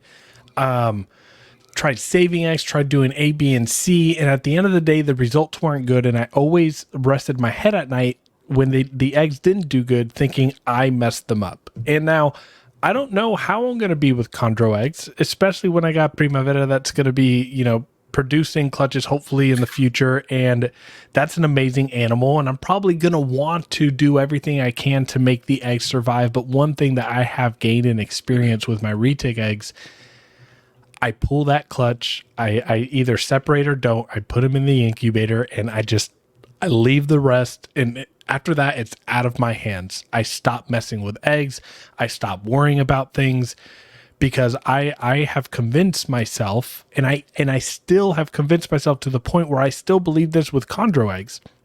A healthy embryo is going to survive and going to want to live. A weak embryo can fight for its life and it might survive, but I don't know how much of that I want to be selling and putting into the hands of other people, right? Yeah. And so I kind of just take this approach. The moment that those eggs are in the egg box, it's set and forget. And I stopped messing with eggs because anytime that I would mess with an egg that was either starting to mold or whatever the case, if that egg didn't make it, I always thought in my head it was my fault because I messed with it and I should have just let it go. But then if I just let it go and it dies, that was just the outcome for that egg. It's taken a weight off of my shoulders. What survives, survives. What doesn't, doesn't. And now I will say, just to add, I hate when my retics don't eat right off the bat as babies. And it's not super common when you're talking about, a lot of my stuff is locality stuff, wild caught or F1s. I only own one F2 and I've produced F2. So 90% of my collection is not far removed from the wild. So if they struggle with eating, I get pissed. So I know I'm going to struggle with chondros from that perspective of getting that. My patience is going to be tested. And it's funny because I have late nights now with getting babies to eat and all the and cleaning and everything. And I just know in the future, like the hard part has yet to come. Just go ahead and buy a couple hair dye kits that match your hair color because you'll probably get some gray hairs. For real. I'm 27 and I believe by the time in my 40s, my dad told me, he goes, the way I seen you stress, he goes, the way that by the time you're in your 40s, you're gonna have more gray hairs than I did now in my 60s. And yeah, look at Chuck, man. He's got no hair. Yeah. You know what? What we talked about backstage, I'm just gonna say it. So, I'm not gonna say the F word. I screwed up recently, bad. And I don't know how I've screwed up yet. I'm in the process of it. So just to let everybody know. Beautiful Jaipur female I have in quarantine, in the quarantine room. I got 2 Biocs next to her that came in with mites. I've been treating them with the permethrin spray, letting it dry in the tub, putting them back in with water bowls, and they're fine. This female, this big, beautiful, heavy dorsal stripe Jaipur female, I didn't treat her. They're sitting next to her. I thought I was fine with the mites, and she got them. They're in quarantine, separated from the whole collection, and mites are, it's adolescent. It's an elementary problem to have. I'm on my 3rd clutch of green tree pythons breeding, right? Mites should be pretty easy for me.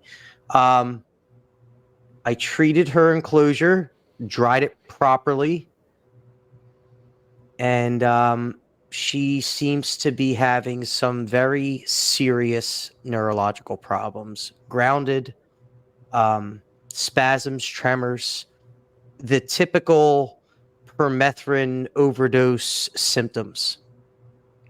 And I'm addressing that now. I don't know how I screwed up because it's worked for snakes that are a fifth of her size. But I guess she didn't take to it the way the others did. So now she's in an untreated tub. I've soaked her and she's still having tremors in her head, weird, like that yawn you would get out of a snake where they would just stretch their jaw and do that jittery yawn. Yeah, she's weird. Doing that now, and she's doing the head jolts and stuff, and I feel horrible. Like, I mean, I'm losing sleep over it. It's bad. Like, emotionally, it's effed me up pretty bad, and I feel really, really bad. Like, I don't know how to explain the feeling I have. And I don't necessarily know exactly what I did wrong because I didn't do anything that I've never done before. And I guess I'm just trying to figure it out. I don't know. I got 21 eggs upstairs in the incubator rocking like great. And my whole collection's doing great. My last clutch is establishing great. 5 months old. They're taking hoppers every week, but I don't know what I did, and it hurts. Like it sucks. And I didn't want to talk about it. I told Lucas that, but I think it's a disservice to the people that respect me as a breeder and a friend and a keeper. And I think I have to be transparent because I always say that. Like it's not the hey, stay tuned. Like I'm not going to tell you what's going on behind the scenes. Like no, it's I got to own up to it, and I don't know what I've done wrong. I'm still in the middle of my screw up, and I don't know what's happening. I think she has a 50-50 shot of making it. It sucks. I'm upset about it. And it's not because I'm thinking about, I possibly lost a clutch for next year. It's like, damn, this animal was doing fine when I got her and she was rocking and rolling. And I did something that messed her up. And I have no words. I'm just really upset about it. And I don't know what to do. And I feel really doubtful of myself. Like this was a shot to the to my pride and the ego and the confidence, and I don't know what the frig to do, but Right. Yeah. I'm giving her the best possible care. So that, I guess I'm gonna lay it out. It's but I'm sad. That's the only way I can describe it. I'm real sad about it. It really hurts my feelings. I really like that animal, and I hope that I didn't kill her. She's still alive now, but I don't know what's gonna happen. But that's green trees for you. Dude, that's when you think you got it, you don't got it, man. So I mean, like the only thing I can say is I hope everyone's kids are sleeping, but fuck. Right. No, I mean I think that especially if you're not learning, are you really in it? Right. If you're not learning, are you really in it? Yeah, exactly. It's just you're always gonna be learning, man. It's like the main topics. We just gotta learn. The only thing I'm looking at it is like I can tell someone what not to do now. But man, it sucks. Like I'm almost in tears. Like it's my pet, you know what I mean? Like damn it. And even if it's a little change of, you postpone the water bowl, 2 days after you spray or whatever, like little changes that like you could try to do. But Chuck, I mean, like I told Ruben, that's awesome that you're willing to share that on a platform that anybody can hear. And I think that even working with imports where you got to treat, whether it's a anti-parasitic or permethrin or anything like that. I can probably, this is a guess, but I could say this with confidence. I would bet a lot of money on this, that the greats, the people that founded, captive breeding of chondros and everything, have gone through things like these with the imports that they got. And it's about learning and obviously nothing me and Ruben or anybody else who might drop in the comments and wish you well is going to change the fact that it's just a shitty feeling that you feel in your gut and in your chest and in your arms. It's a heavy feeling, but I'm hoping that she pulls through. I know that some can, and if she doesn't, it's all about the drawing board, and what's worked in the past might not always work in the future. And it's about, if there's anybody that I've talked to in the chondro world that makes adjustments on the fly, it's you. So it's a shitty situation to go through. That's kind of the point that you guys are doing this, because it's not just about getting the opportunity to talk with friends and, talk about the passion that we have, but it's also just about everybody that comes on here or any other podcast. It's all about giving your information, giving your input, because there may be some things that I know that y'all don't, but there's also things that y'all know that I don't. And it's all about just being informative. And some of us going through some of these issues that, that we got a lesson from, and we sit here and we talk about them. Some of them, it's hard to talk about. And I completely respected Chuck when we were going to keep it kind of like on the off, but to have enough guts to sit there and, talk about it, it tells all of us kind of what can happen. It prepares you for the possibilities, but it can also just it's information to take in. It's just so that we keep going. Because if he doesn't talk about it, yeah, maybe down the road he will. Something, maybe she comes out through it, and she will. She comes out through it, and he's going to talk about it. Like, look, I went through this, and she's doing great now. But it's something that he's going to talk about. It could have been now, could have been later. It's something that we're going to have to gather from it, basically. Yeah, I figure. Go ahead, Lucas. No, I was going to say last episode, I shared something that I thought I wasn't going to share on the podcast when we were doing our entry level, is a pet chondro right for you? And I shared I had one of my expensive designer chondros, get impacted with a piece of Repti chip because my pride on wanting to keep them on Repti chip when everyone said paper towel and I didn't think it was good. Like, it happened. The worst case scenario happened. And fortunately, the snake ended up passing it. But again, I chalked that up to what Ruben was saying is now when people in the retic world ask me how I'm liking the chondros, like, hey, I just purchased my first one. How should I set it up? Like, I could say indefinitely without a doubt, like, put it on paper towel. Do not put a small chondro over bedding, period. Just don't do My first question would have been, why did you not get a setup before you got the animal? Why did I not what? Why not get a setup before you got the green tree? Right. I mean, I had the setup. They may be setup. strong, but they also will not handle it on the fly. Sometimes it's just I guess it's just a fear in the back of my head. Like, it's not the kind of species where you can just like, all right, got it. I'm going to go ahead and walk into Petco or PetSmart. You're not going to be able to. Mm-hmm. No.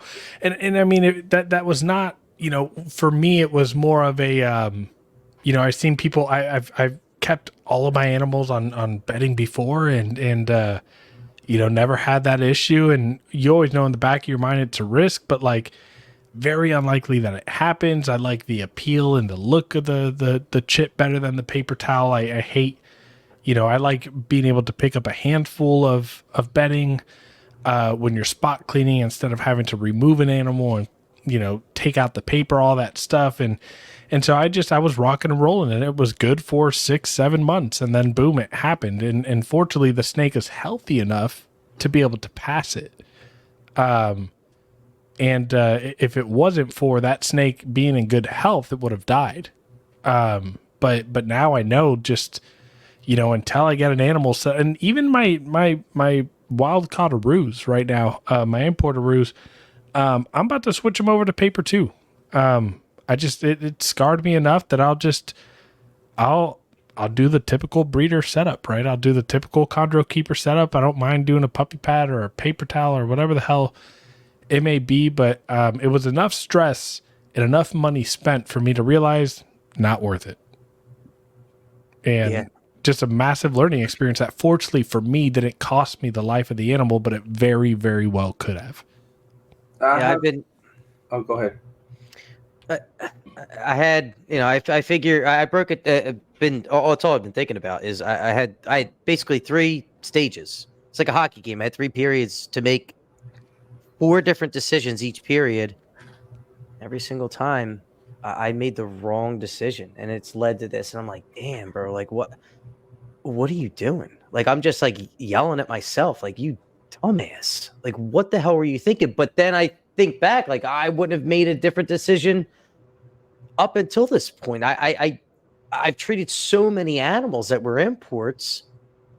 I really didn't deviate from anything I've done in the past, and this one just didn't like it. And it's just like, it hurts just because this one like meant a lot to me. I really like this animal a lot. Like it's horrible. It's a shot to your nuts, man. In the therapy world, we call that hindsight bias, right? Is when something bad happens, we can go back in time and look at everything that we did wrong, right? But in the moment when everything that we did has worked for so many other situations, why change it? Yeah, I can't nail it down because I prevented doing what I did that caused this problem for so long, but then she got mites, right? Because she was next to other ones that had mites. So if I did this sooner, would she have been jacked up sooner? I don't know. It's like I got to go all the way back to the drawing board and change everything I've ever done with all of these other imports. Right. I don't know. It's just a shot to the nuts. I just feel really friggin' bad. But I mean, I tell myself, like, I didn't purposely put this animal in this situation. I just don't know what the frig I did wrong. Right. I mean, it's a saying my dad likes to say, and it's el hubiera, and el hubiera basically just translates like you should have, you could have, you didn't. It's the past, man. Like y'all have always told me, you just gotta learn from it, man. It's a lesson. You say it's not a mistake, it's a lesson, but I mean, you sit there and you think back what you could have done, but it's not too late because she's still here, and you know you got to stay positive. You don't know. I Well, think also, tomorrow's going to tell us a lot. She's today she experienced early on the most violent tremors that I saw her having, and it looks like it's not as bad as it was early this morning, but who knows? They could just roll, man. The amount of stress I've caused her just really, really concerns me. I mean, this snake didn't take rats right off the bat. I had to chick down the rats because she was a fresh import, like off the branch. She had jungle skin still on her. Like when she shed, she lightened up like 10 tones of green to a lime green rather than that deep emerald. Like she had some real battle scars on her from being out in the bush. yeah. Yeah, I have my female Cyclops. She has one very solid scar that I was like, oh, maybe as time passes, they'll disappear. No, it's been 2 years and she still has that one solid dark spot. The male, he came in as a baby.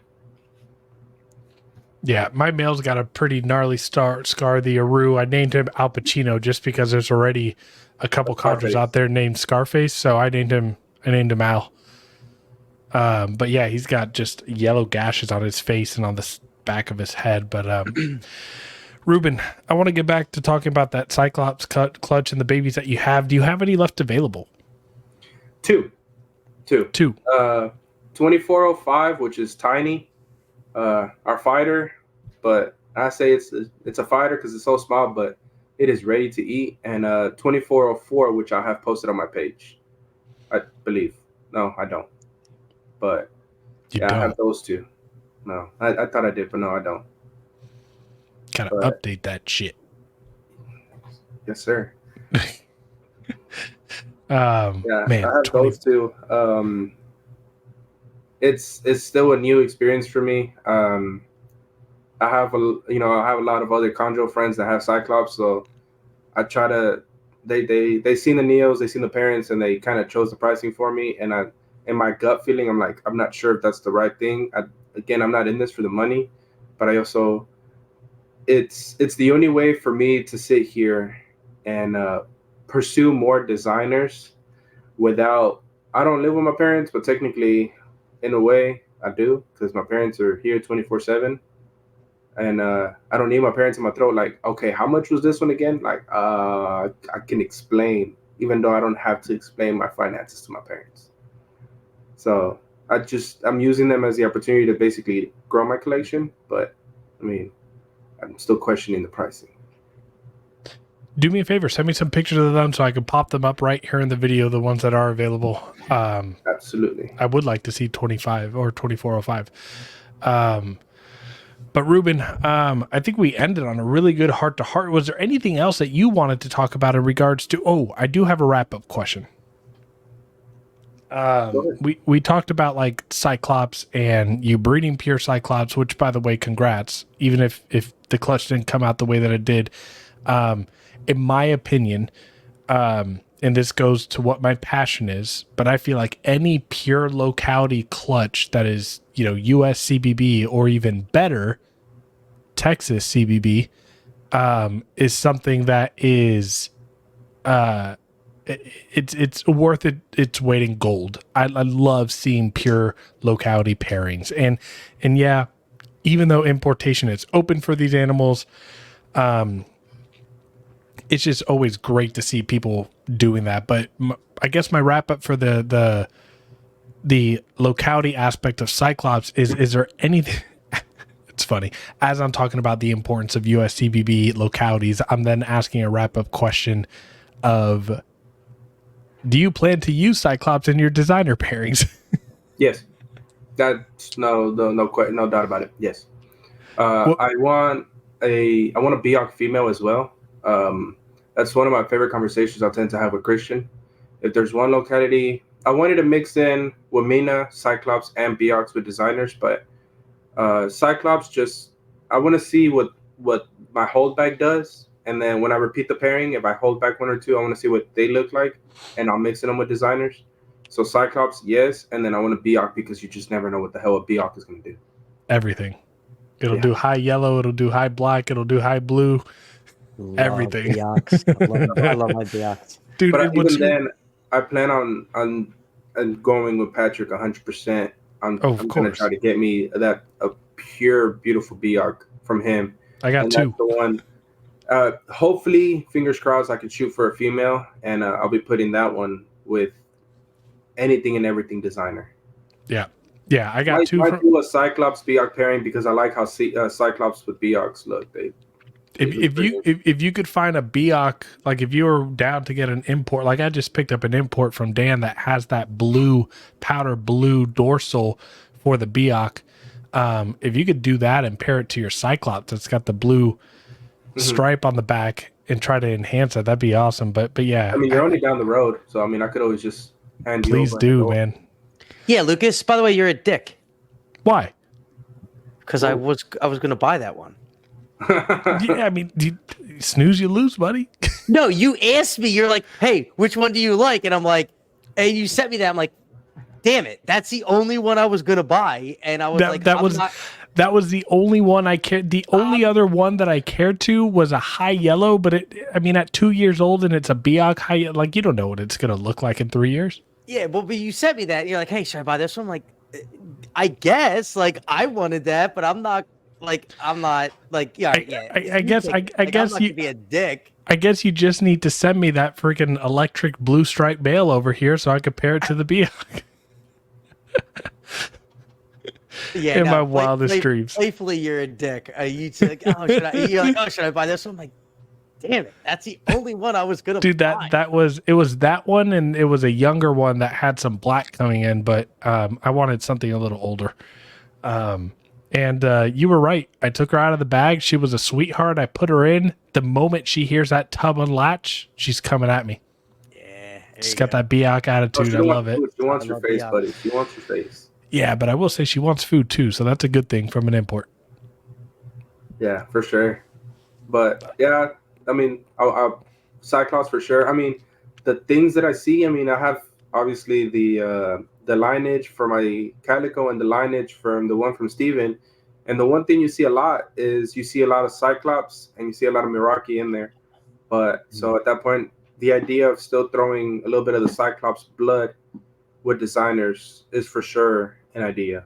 For sure this female and hopefully my holdbacks for the, any other Cyclops to Cyclops pairing I'll do female to a designer all day, any day, just because you don't know what's gonna happen, but it's most likely gonna be Cyclops to a blue line or Cyclops with a blue line mixed with Calico.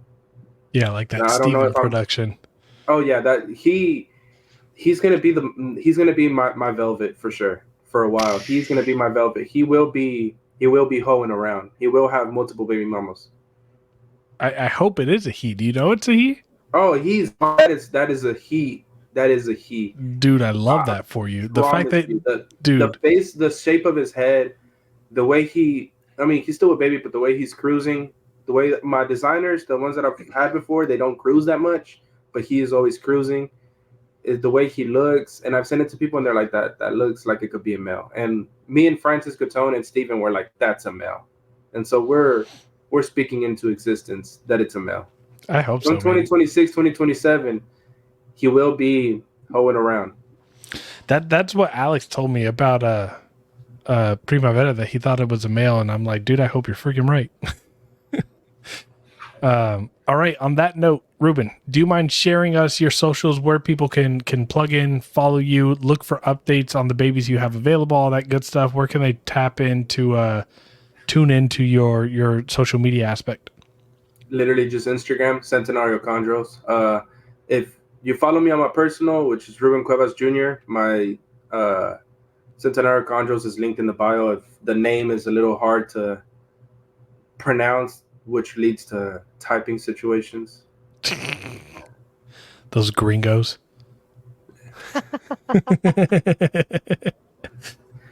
It should be a very interesting couple of years. Plan on having 16 or so adults. I've gotten the very exciting mental permission to myself. I'm shooting for Christian has always told me always try to give for 3 or 4 females to every male. So I'm shooting to about 4 or 5 males and about 10 females, give or take. And I'm not including my Cyclops pair.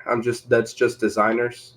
And so just designers, I'm shooting for about 14 to 16. And then localities, I'll probably have 2 to 4 Cyclops and like 2 Biocs. Dude, those 16 chondros will take less time to clean than my 2 8-foot enclosures for retics in my garage. So you're good, man. Well, I mean, you were talking about how they're on Reptile chip. My chondros on Reptile chips and the ball pythons on Reptile chip. Will they stay on Reptile chip? No. Mod Exotics, I appreciate Jennifer for giving me the opportunity Jennifer's to great. enclosures. I'm changing my substrate to the towels that they're like thick towels, and I'm using that for my ball pythons and my retic from here on out. Thick towels? Not towels, they're napkins. Sorry. Oh, are you talking about the corrugated paper? Viva, sorry. Viva paper towels from Walmart with the purple label. They're cloth paper towels. Viva. I'll look into that too. But yeah, that Do corrugated not paper get them roll. fucking Amazon. They will be stupid expensive. Go to Walmart and buy them.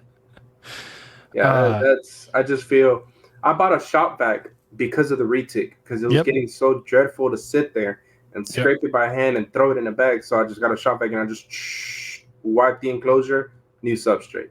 But after this, I'm swapping. Yeah, so I will never go back to paper for my retics, but to each their own. Those shits are humongous, man. They are, man, but they piss 2 gallons. And I was cleaning paper every single day, and when you got to take out a big retic every other day, it was oof. I mean, it might be for you because you have like a handful. I got this one a handful. One female that just happens to bless me and decides not to hit no 15 feet right now. She has been stuck at 10 and a half, 11 feet for about a year already. And good for you. I mean, I don't know what she is. She's a planet Molly, but I don't know if she was mainland. Maybe she's mixed with a dwarf or a super dwarf, but she's staying small and she's more than welcome to stay as small as she'd like. For real. I've enjoyed 17 footers. It'd be nice to have one, but at the same time, like, I'm okay. I appreciate it though. Right, exactly. All right, man. Ruben, it was great having you on. I love the discussion tonight. I appreciate the vulnerability. Same with you, Chuck. Ruben, dude, you have been going hard on the designer stuff, and I love talking to you about all the stuff that you're getting, and it's been great to develop. Dude, we're going to be seeing each other in a month. I'm looking forward to it, man. Maybe. I'm not too sure. Depends what work tells me. Bro, I'll fight you. Okay, we're ending the episode. Ruben, thanks again, man. Yeah, of course. All right, Chuck. Heavy episode. Yeah. I was not expecting all of that tonight, but heavy episode and good lessons, and not even lessons, but just sometimes keeping reptiles from the breeder's perspective from Ruben's and what you're going through, what I went through with the impaction. Sometimes keeping these animals suck. Yeah, but I don't know. Let's see. Oh, we have our next episode. We know who our next guest is because we have the interview already scheduled. So next episode, we will have the mayor in town. Nice. Yeah. And that'll be airing a little bit before the party. So I'm sure we'll talk a little bit about that. Chuck, you'll be there hopefully for more than 13 hours.